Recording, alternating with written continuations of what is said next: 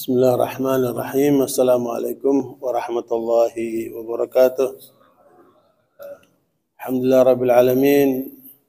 Wassalatu wassalamu ala asyrafil anbiya'i wal mursalin. Nabina Muhammadin wa ala alihi wa sahbihi ajma'in.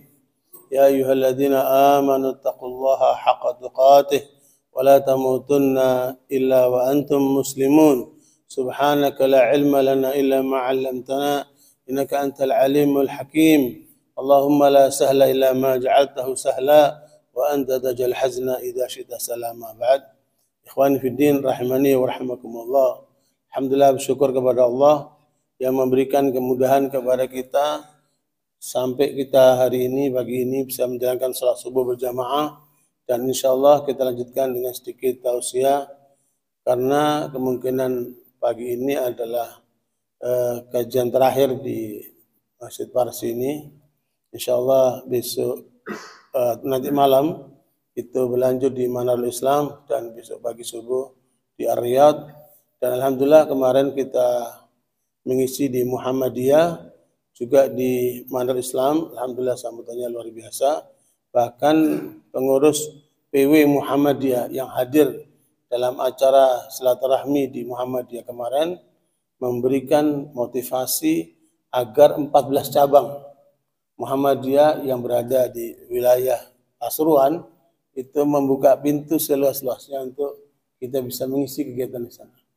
Nanti bisa Safi melanjutkan kegiatan-kegiatan bersama mereka. Mudah-mudahan itu adalah dakwah yang luar biasa karena ke depan Bangil ini akan menjadi ibu kota, istilahnya ibu kota Pasuruan ya, jadi ibu kota kabupaten, sehingga Bangil akan diharapkan menjadi wilayah atau kota yang maju, dan tidak mungkin maju kalau SDM-nya tidak berkualitas. Justru kualitas SDM-nya inilah yang harus diperkuat dan majukan Indonesia atau majukan Bangil khususnya itu dari mana? Dari masjid-masjid. Makanya semalam saya sampaikan kepada pengurus Manarul Islam, kalian baru berhasil sebagai pengurus masjid kalau bisa menjadikan masjid itu sholat subuhnya sama dengan sholat Jumat. Jadi sholat subuhnya serame sholat Jumat. Itu ukurannya. Ya, suatu pengurus masjid akan dikatakan berhasil kalau bisa menghidupi sholat subuh itu serame sholat Jumat. Ya. Dan mudah-mudahan mereka termotivasi dan mudah-mudahan dijadikan jalan-jalannya bagaimana caranya supaya bisa meramaikan masjid Islam itu. Dan kita semua dari masjid-masjid atau musala yang ada di Bangil ini, bagaimana kita bisa meramaikan sehingga umat ini menyadari atas pentingnya sholat, terutama sholat subuh, dan dari subuh adalah keberkahan hidup itu.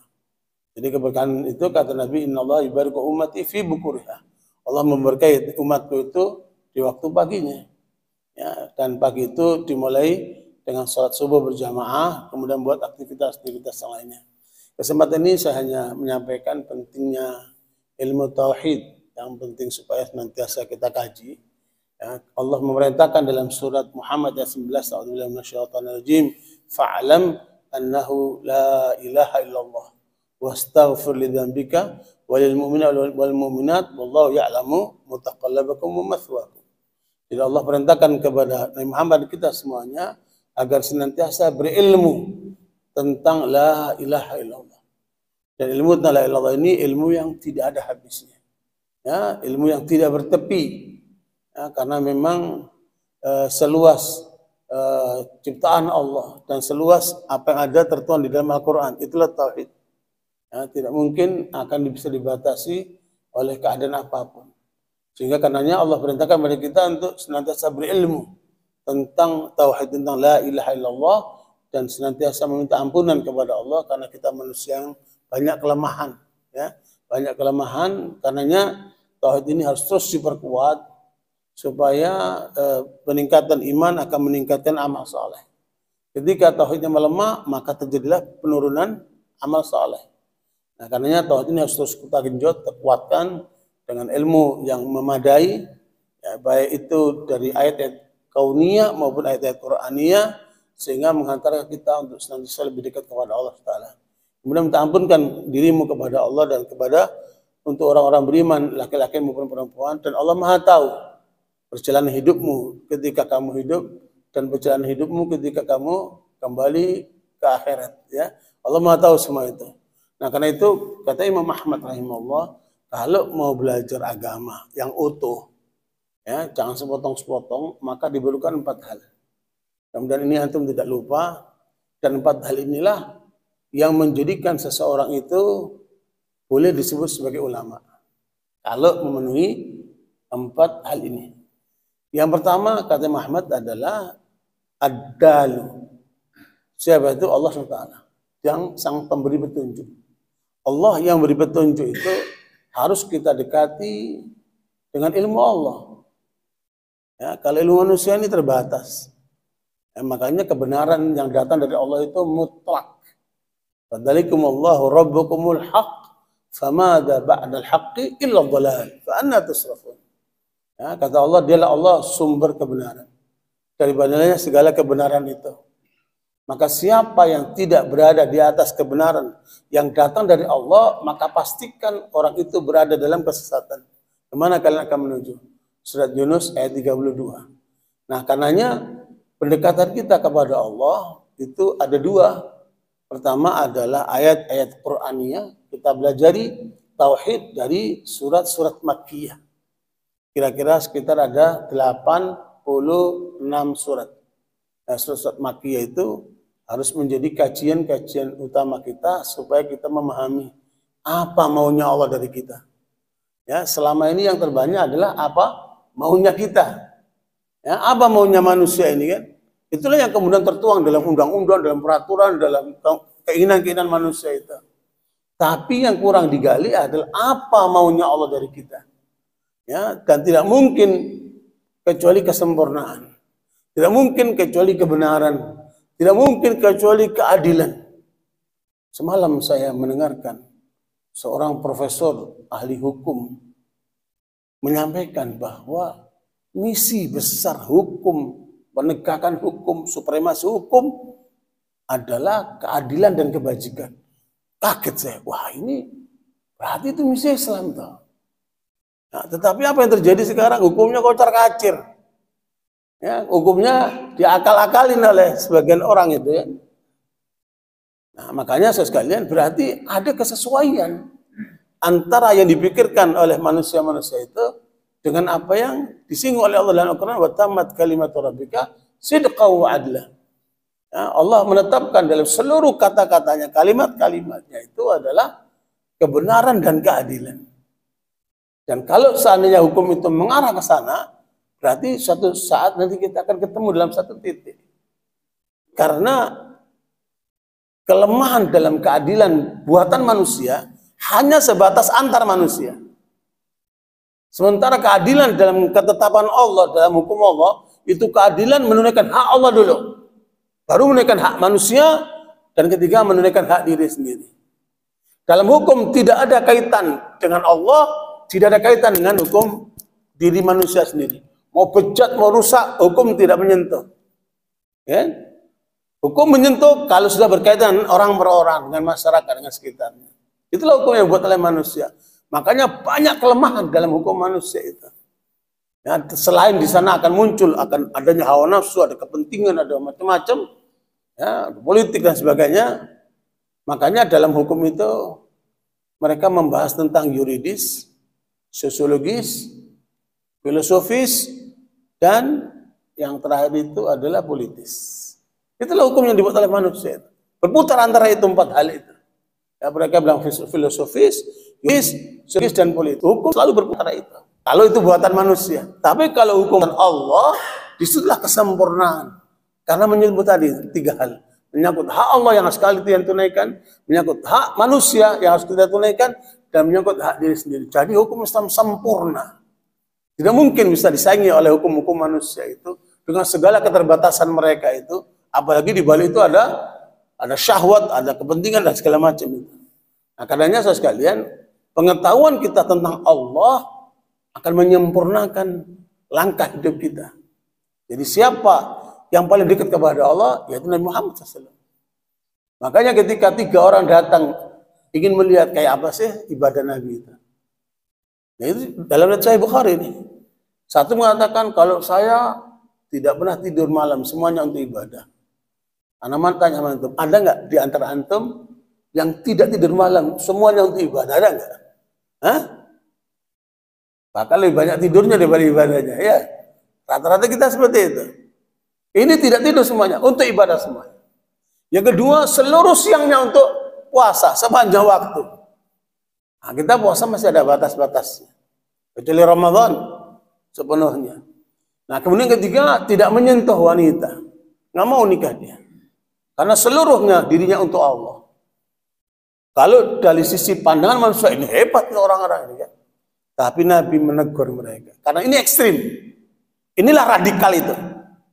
Jadi kalau bicara radikal ekstremisme ini, kelompok orang-orang ini. Di ahli ibadah yang berlebihan. Maka Nabi menyatakan, Ana a'lamukum billah. Aku orang yang paling tahu tentang Allah. Nah, pengetahuan tentang Allah semakin sempurna, dia akan semakin mendekati posisi Nabi Muhammad SAW. Ini yang harus kita kejar betul ini tauhid ini. Ana a'lamukum billah. Allah yang paling tahu, Rasulullah lebih tahu tentang Allah. Ya, wa akhsyakum lillah. Dan aku yang paling takut kepada Allah. Karena ilmu yang menghantarkan seorang kepada Allah akan mengantarkan rasa takut dan amal soleh yang tinggi di dalam diri orang itu. Nah, meskipun begitu kata Nabi, Nabi mengajarkan Allah keseimbangan. Ya, itulah yang namanya moderitas itu. Bukan moderat ala barat. Jadi moderat kalau bahasa sekarang itu artinya yang pro barat. Jadi, makanya sekarang ini sedang berlangsung di Indonesia ini gerakan moderasi. Yang di belakangnya kepentingan-kepentingan barat. Dan itu sudah masuk ke MUI, sudah masuk ke Departemen Agama. Dan bahkan menjadi proyek. Pelatihan-pelatihan dai-dai itu sekarang sudah sampai kepada 30 tahapan. Ya, dan di antara mereka datang ke saya menyampaikan apa yang mereka sudah ikuti dan kurikulumnya kayak apa saya pun tahu. Kita punya kurikulum mereka itu seperti apa moderasi itu. Jadi betul-betul itu adalah upaya untuk apa ya, mendistorsi ya, peranan Islam yang sesungguhnya. Dan ini oleh mereka disebut moderat.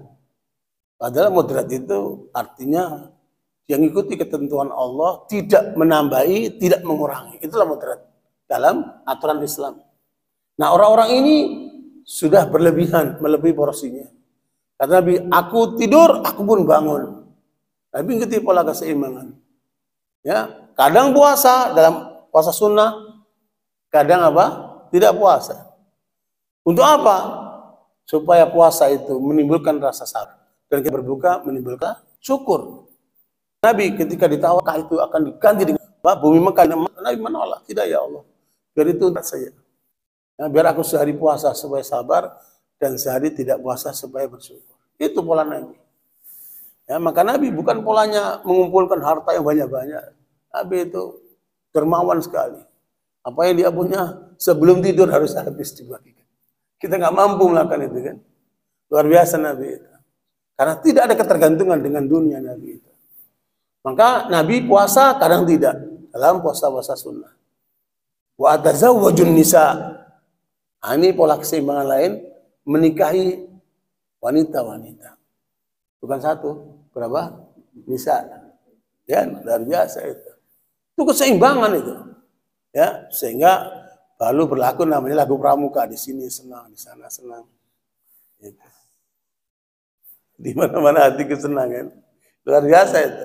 Nah, barakallahu sekalian, faman raghiba an sunnati falaysa minni. Itulah pola yang Nabi ajarkan kepada umatnya. Jangan ekstrim, jangan kendor. Kamu berada di posisi apa? Wasatiyah. Posisi tengah-tengah. Posisi mengikuti ketentuan syariat, tidak menambahi juga tidak mengurangi. Menambahi berarti ekstrim, mengurangi berarti kendor. Dan umat ini antara dua kelompok ini juga tidak sedikit jumlahnya. Maka inilah pentingnya dakwah untuk meluruskan, jangan sampai terjadi ekstremitas dan jangan sampai terjadi pengendoran di dalam pelaksanaan syariat ini. Itulah misi dakwah itu. Itulah misi para ulama itu. Nah, karenanya saudara sekalian, apa yang kemudian menjadi ketetapan bahwa Nabi manusia paling paham tentang Allah dan paling melaksanakan kehendak Allah, maka kita ikuti pola Nabi itu. Dan Nabi mengajarkan tauhid itu luar biasa kepada para sahabat. Makanya kualitas sahabat muhajirin beda dengan kualitas kaum ansar. Ya, kaum muhajirin itu teruji mereka. Maka yang pantas menjadi khalifah siapa? Kaum muhajirin, tidak disebutkan kaum ansar. Karena mereka tauhidnya sudah kuat sekali. Karena ditempa oleh surat-surat Makkiyah itu luar biasa, sehingga tauhidnya itu luar biasa kekuatan. Nah, kemudian saya sekalian, itu yang harus kita pelajari terus menerus. Ya, dan itu nggak ada habis. Apalagi nanti dari Al-Quran surat 86 surat, nanti dalam hadis Nabi itu ada Kitabul Iman dalam Sahih Bukhari, ada Sahih Muslim, ada dalam sunan-sunan yang lain, itu banyak sekali kumpulan. Bahkan kemudian para ulama mengkhususkan kitab-kitab khusus tentang tauhid. Ibnu Khuzaimah menulis kitab tentang tauhid, Mandah menulis tentang al-iman, ya, dan yang lainnya, Al-Juri menulis tentang syariah. Semua itu bicara tentang tauhid. Ada 10 istilah lah untuk yang digunakan dalam menggali dan mengeksplorasi tauhid ini. Nah, itu baru satu hal, namanya ad-dalu, pahami tentang Allah. Yang kedua adalah ad-dalilu, menguasai Al-Quran secara keseluruhan. Nah, ini kan bukan main, ya, memahami Al-Quran secara keseluruhan. Dari Al-Fatihah sampai An-Nas itu 114 surat. Alhamdulillah saya menemukan pola baru dalam mengeksplorasi tafsir Al-Quran. Kalau para ulama itu menafsirkan ke bawah, saya menemukan pola menafsirkan ke samping. Dan itu kalau jadi tafsir, saya perkirakan akan bisa ratusan juz. Karena kami sudah membentuk tim untuk membahas satu ayat saja, nyamping, ya, itu 3 bulan belum selesai satu ayat. Ya, berarti memang luar biasa. Dan kalau pola yang saya temukan, pola nyamping itu bisa disimpulkan. Kalau pola ke bawah sulit disimpulkan. Karena itu ada kaitan dengan yang lain-lainnya. Ya, tapi kalau yang pola nyamping yang kita temukan itulah hikmahnya penjara itu. Ya, menemukan metode ini dahsyat luar biasa. Ya, dan kita bisa menyimpulkan di ujungnya. Dari satu ayat pertama Al-Fatihah ayat pertama, Al-Baqarah ayat pertama, Al-Imran sampai An-Nas. Nah, itu nanti di ujungnya itu bisa kita simpulkan. Nah, saya sudah menemukan polanya itu. Tinggal nanti kita aplikasikan sehingga bisa menjadi tafsir secara utuh, tapi polanya nyamping. Dan itu belum pernah dilakukan oleh ulama manapun. Mudah-mudahan itu akan menjadi bahan untuk bagaimana kita mengeksplorasi Al-Quran, baik yang metode ke bawah maupun metode yang nyamping itu. Nah, ad-dalilu itu adalah Al-Quran yang memang kalau kita itu terasa ikatannya dengan Al-Quran, baik secara makna dan kedalaman tadaburnya, nah, itu akan merasakan betapa indahnya bahwa tidak ada satupun bagian dalam hidup ini kecuali ada arahan dari Al-Quran. Ya ayyuhan nas qad ja'atkum mau'izatun min rabbikum wa shifaa'un lima fis sudur. Allah memberikan kepada manusia ini Al-Quran yang mengandung pelajaran-pelajaran, ya, perintah dan larangannya, pelajaran-pelajaran untuk bagaimana mengelola kehidupan ini, dan sekaligus obat buat penyakit keraguan-keraguan yang dalam kalbu ini, ya, wa hudam wa rahmatul lil mu'minin, sekaligus petunjuk untuk mengantarkan manusia sampai ke surga, ya, menunjukkan manusia sampai kepada dia bahagia dunia akhiratnya dan menjadi rahmat buat orang-orang beriman. Luar biasa Al-Quran. Nah, tinggal bagaimana kita menggalinya itu. Makanya saya membaca banyak ulama yang ujungnya menyesal. Bila ada waktu yang mereka gunakan tidak terhubung dengan Al-Quran, itu mereka menyesal. Kenapa dulu waktuku nggak habis untuk mendalami Al-Quran? Nah, mumpung kita masih punya kesempatan, ayolah kita kemudian gali itu Al-Quran dari segala sisinya supaya kita bisa merasakan kandungan nikmatnya Al-Quran itu. Itu yang kedua. Nah, ilmu yang harus kita gali yang akan mendekatkan kita kepada Allah melalui Al-Quran. Dan yang ketiga adalah al-mubayyin, ya, terkait dengan bagaimana Rasulullah memahami tauhid, bagaimana Rasulullah mengajarkan tauhid kepada umatnya ini. Dan itu tidak sedikit sumbernya juga, ya, bagaimana Rasulullah mempraktekkan tauhid itu, ya, luar biasa. Tauhid ini bukan sekedar pemahaman kedalaman, tapi sekaligus praktek. Dan menurut saya, pengalaman saya, ya, praktek tauhid yang tertinggi itu di mana? Di medan-medan. Ya, tauhid yang tertinggi di mana? Di medan-medan jihad. Karena ketika orang sudah masuk ke medan jihad, dia akan berusaha untuk membersihkan dirinya sebersih-bersihnya sehingga siap untuk menerima mati syahid. Tapi kalau orang itu masih bahasanya itu masih kotor, masih banyak dosa, sulit dia untuk bisa menyambut kematian syahid itu. Ya, makanya hati bersih, ya, lingkungan bersih, pikiran bersih dalam medan jihad itu. Saya pernah menemukan Quran kecil yang dipegang oleh seorang mujahid orang Indonesia. Ya, kemudian dia lagi baca Quran itu di medan jihad. Tiba-tiba misal itu datang, pecahan bom itu datang, mengenai mungkin dia kayaknya nyamping itu bacanya, begini kali ya. Kena ini terus tembus ke lehernya dan meninggalnya dia itu mati syahid. Dan saya melihat Qurannya itu bekas karena misal itu kan panas ya. Dia membakar potongan daripada Al-Quran itu dan kemudian menembus ke lehernya dan meninggal saat itu. Jadi sekalian memang makanya kalau orang belajar tauhid hanya di majlis taklim, ya, tidak membawa dalam kehidupan yang nyata, maka dia hanya berteori saja dengan tauhid. Ya, nggak cukup seperti itu. Makanya Nabi kan melihat para sahabat itu dari mana? Di medan-medan perjuangan. Ya, justru Nabi mengatakan begini. Dan hadis ini saya dengar paling banyak dibawakan oleh Syekh Albani. Ya, dan itu disampaikan dalam banyak kesempatan. Rahimahullah. Yaitu Nabi mengatakan, idza tabaya'tum bil 'ina. Kalau kalian sudah berdagang bersentuhan dengan riba. Ina itu salah satu unsur daripada riba. Idza tabaya'tum bil 'ina. Kalau kalian sudah mulai berbisnis, berinteraksi dengan model-model riba itu. Ya, wattaba'tum adnabal baqar. Kalian rela dengan peternakan-peternakan kalian. Ya, waraditum bizar' dan kalian juga terlibat mengembangkan pertanian. Wa taraktumul jihad dan kalian tinggalkan yang namanya jihad itu. Kalau itu yang terjadi berarti orang sudah cenderung kepada dunia, sudah nggak ada urusan lagi dengan agama ini, bagaimana perjuangan agama ini, bagaimana menyelamatkan umat ini dari dari kerusakan. Sudah nggak ada orientasi ke situ lagi. Orientasinya dunia melulu. Maka Rasul katakan, sallallahu alaikum dullan la yazi'ahu minkum hatta tarji'u ila dinikum. Allah akan timpakan kehinaan kepada kalian. Dan kehinaan itu kita rasakan hari ini. Bagaimana saudara kita di Gaza itu diserang habis, dipojokkan habis, difitnah habis.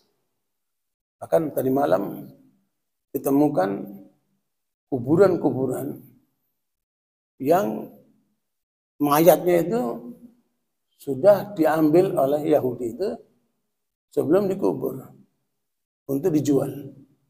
Ya, ada jantungnya, ada ginjalnya, ada bagian-bagian tubuhnya. Bahkan ada juga yang ditemukan kulitnya pun diambil sampai dia untuk dijual. Nah, sebelum kaum Yahudi itu meninggalkan pos yang menjadi tempat penawanan para mujahidin atau masyarakat muslimin di sana. Jahat betul mereka.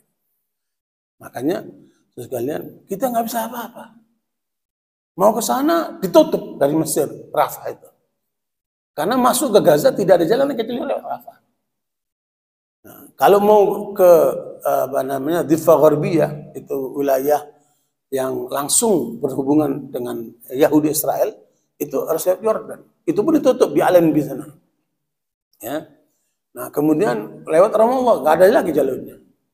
Hanya 2 jalur ini yang mungkin kita masuk. Tapi yang lewat Al-Anbil, lewat Yordan, dibuka hanya untuk orang-orang yang ngunjungin Masjidil Aqsa. Yang tujuannya untuk ibadah mahdhah, bukan untuk berjuang. Kan? Kecuali masyarakat Palestina yang ada di sana, tinggal di sana. Dan itu sekarang sudah bergolak di wilayah tepi barat itu ya, di Gharbiyah itu tepi barat itu sedang bergolak. Semalam laporan dari mujahidin di sana, mereka melakukan langkah-langkah yang berani menembus pos-pos militer yang akhirnya mereka pun akhirnya terbunuh. Nah, begitulah perlawanan yang mereka lakukan baik di Gaza maupun di tepi barat, dan ini terus sedang berlangsung. Kita saja mendoakan untuk mereka supaya Allah berikan kemenangan kepada mereka. Jadi sekalian, kita nggak berdaya semuanya. Apalagi negeri-negeri Arab tidak berdaya sama sekali. Justru yang lainnya marah Iran sekarang. Dan ini sandiwaranya Iran ini luar biasa. Orang mengira Iran ini sedang membela Palestina. Tidak ada kaitan dengan pembelaan Palestina. Karena penyerangan Iran itu adalah balas dendam terhadap penyerangan Israel kepada kedutaan Iran yang ada di Damaskus, yang membunuh beberapa orang jenderalnya itu. Itu pembalasan saja, bukan untuk pembelaan. Baru sampai ke Gaza sana kan. Jadi itulah pola-pola yang mereka gunakan, yang sandiwaranya luar biasa, dan saya paham betul ya bagaimana peranan Iran itu dengan hubungan dengan Amerika, dengan Israel, dengan segala macam itu justru ditulis oleh ilmuwan politik dari Lebanon, orang Kristen. Dia doktor dari Sorbonne. Judulnya buku yang ditulis itu Istihdaf Ahli Sunnah. Ya, bagaimana Ahli Sunnah ini menjadi sasaran penghancuran oleh berbagai pihak. Luar biasa itu. Namanya Majid Khalifah, orang Kristen dari Lebanon. Tapi analisnya dahsyat. Yang intinya adalah sebenarnya Iran itu adalah merupakan kaki tangan ya Amerika, Yahudi ya, dengan seluruh kekuatan yang anti-Islam itu justru untuk menghancurkan Ahli Sunnah. Jangan lupa itu. Makanya Syiah itu kan yang disasar semuanya Ahli Sunnah, untuk menghancurkan Ahli Sunnah. Dan mereka berhasil menguasai Suriah, menguasai Irak, berhasil menguasai Lebanon, berhasil menguasai Yaman.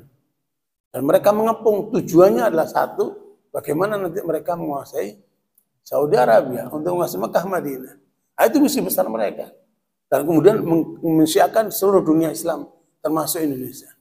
Nah, kalau kita lihat peta mereka, apalagi lihat strategi-strategi yang mereka buat, alhamdulillah kita punya, dan itu kita dapatkan bocoran justru dari London. Jadi ada ahli sunnah Iran yang lari ke London, yang kemudian membongkar semua rahasia itu. Jadi luar biasa. Dan target mereka itu di 2030. Di 2030 itulah target besar mereka, harus sudah bisa menguasai dunia Arab dan dunia Islam. Mudah-mudahan tidak terjadi. Gagal. Karena sekarang kita lihat kesadaran umat juga semakin bagus. Media kita lemah. Media mereka luar biasa. Media kita lemah sehingga banyak umat ini terkooptasi pemahamannya, pemikirannya terhadap gerakan-gerakan mereka ini. Jadi sekalian itu yang ketiga. Jadi memahami tentang bagaimana Nabi Muhammad SAW memahami Islam ini dan mempraktekannya serta mengajarkannya kepada umat ini. Ini juga bagian yang harus kita gali. Untuk itu saja, ya. Bukan main itu. Ya, makanya spesialisasi dalam seluruh kuliah Islam itu yang dirasakan berat oleh para mahasiswa itu jurusan hadits. Ya, apalagi di sana banyak menghafal sanad itu kan luar biasa. Nah, kuliah itu yang keempat adalah memahami tentang al-mustadil. Bagaimana para ulama memahami Islam, memahami Al-Quran dan Sunnah dari mulai sahabat sampai hari ini. Ini juga luar biasa itu ilmunya itu. Memahami pendapat-pendapat para sahabat sampai ulama hari ini. Kira-kira betul baca kitab itu. Ya, Imam Zahabi rahimahullah, ulama abad ke-7 mengatakan begini, kalau saya hidup ini dihadirkan para sahabat itu satu persatu di depan saya akan bisa ceritakan mulai dia lahir sampai dia wafat. Masya Allah. Dan kemudian beliau ngarang kitab namanya Syiar A'lam Nubala. 28 juz. Memang Adz-Dzahabi itu luar biasa. Makanya Ibnu Hajar itu doanya cuma satu di depan Ka'bah sambil minum air Zam-Zam, ya Allah berikan kepadaku ilmunya Imam Dzahabi. Itu doanya Ibnu Hajar. Dan Allah kabulkan, bahkan lebih daripada Imam Dzahabi. Artinya ilmu ada dengan ilmu syarahnya Imam Dzahabi di atasnya Ibnu Hajar. Tapi ilmu hadisnya Ibnu Hajar lebih hebat daripada Imam Adz-Dzahabi. Dan itu kalau Ibnu Hajar itu, kalau Ibnu Dzahabi nulis lisan Mizanul I'tidal untuk menilai perawi-perawi hadis, itu Imam Dzahabi menulis kitab Mizanul I'tidal, itu sekitar 4 juz. Sementara Imam Ibnu Hajar menulis Lisanul Mizan, melengkapi 7 juz. Jadi memang hebat Ibnu Hajar itu. Makanya tulisan beliau dalam Fathul Bari itu tidak ada tandingan. Nah, Imam Syaukani ketika diminta untuk menulis syarah Sahih Bukhari, untuk melebihi apa yang ditulis oleh Fathul Bari Ibnu Hajar, maka mengatakan la hijrata ba'dal fathah. Tidak mungkin ada orang bisa mengarang melebihi apa? Fathul Bari. Alhamdulillah Fathul Bari ini sudah kita hadirkan dalam bahasa Indonesia 58 juz. Dan di sana ada nama saya. Alhamdulillah. Ya, kita mendorong, alhamdulillah saya termasuk korektor ilmiah di situ. Ya, sekarang sudah hadir 58 juz.